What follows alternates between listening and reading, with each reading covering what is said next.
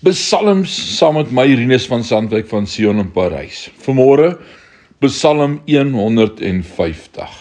Loof hom met musiekinstrumente. Loof die Here, loof God in sy heiligdom. Loof hom onder sy magtige uitspansel. Loof hom vir sy magtige dade. Loof hom vir sy eindelose grootheid.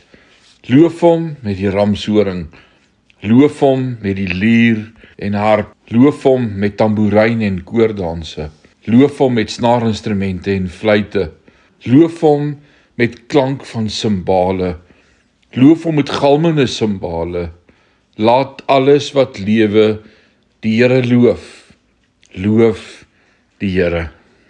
In Psalm 150 beveel die psalmis die gemeente om 12 keer loof die Here.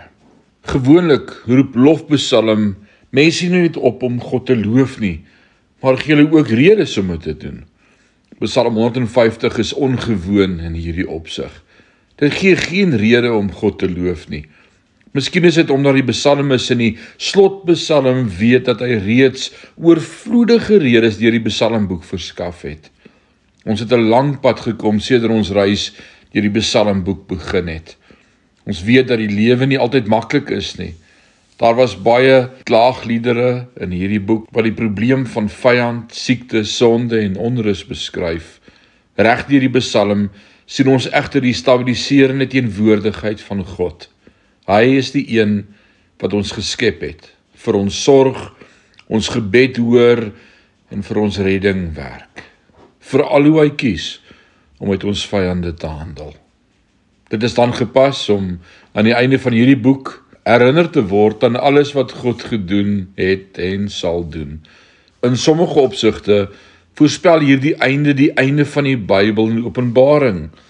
Na al die beproewing en verdrukking waardeur die volk van God sal gaan, eindig Openbaring ook met 'n roerende lofsang.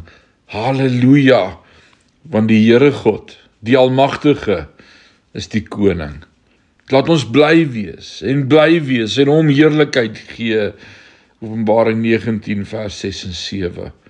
Wanneer ons God vandag prys, vertel ons nie net alles wat hy vir ons in Christus gedoen het nie, maar sien ons ook uit na sy wederkoms wanneer alle dinge nuut gemaak sal word.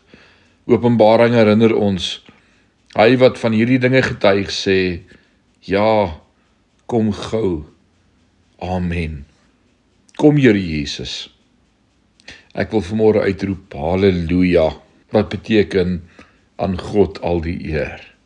Soos hierdie psalm opsom vanmôre aan die einde van hierdie boek wil ek sê, U alleen word geloof. Môreoggend kuier ek verder saam met jou. Mag jy 'n wonderlike dag hê. Amen.